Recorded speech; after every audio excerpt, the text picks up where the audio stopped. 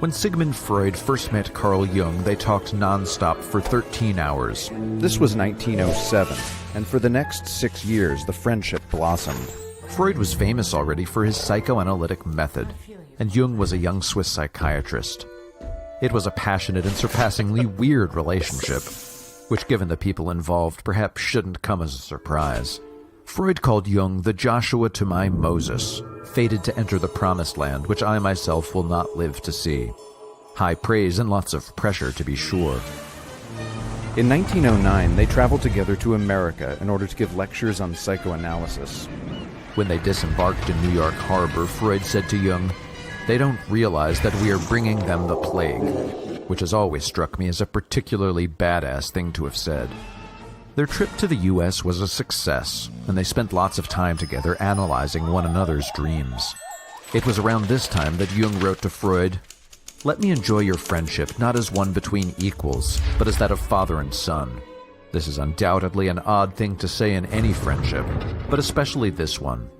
When your friend is the originator of the Oedipal complex, the idea that the son, on some unconscious level, wants to kill the father."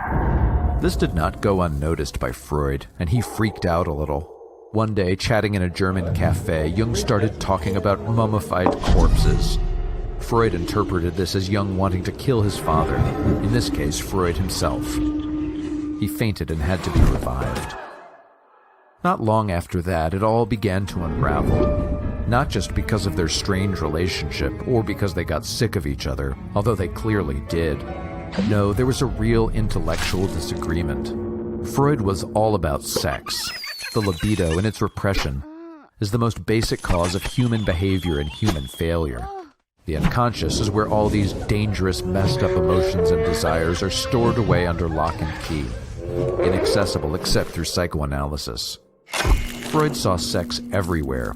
Jung thought that that was a bit much. The other wedge in their friendship was Jung's interest in religion and myth. Jung believed in the collective unconscious, a sort of humanity-wide reservoir of universal symbols that make up the stuff of culture. Freud rejected the idea as flatly unscientific. Freud thought Jung betrayed psychoanalysis by becoming a mystic. Jung hoped that a statue would fall on Freud's head. At last, Freud ended it all in a letter from 1913. But one, meaning Jung, who while behaving abnormally keeps shouting that he is normal, gives ground for the suspicion that he lacks insight into his illness. Accordingly, I propose that we abandon our personal relations entirely. And that was that. The rest is silence, Jung noted in his diary. Only it wasn't. Freud's output increased in his later years, reaching for more shibboleths to demolish.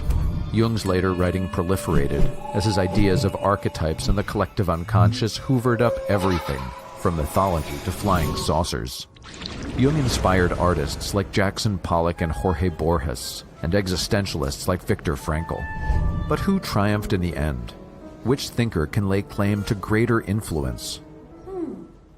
Of course, it's the one that told us that our conscious life is only the tip of the mental iceberg, that found sex and death to pervade our behavior, that described parental relationships as rather more complicated than they seem, and that most of all gave us the theories of psychoanalysis. Sigmund Freud.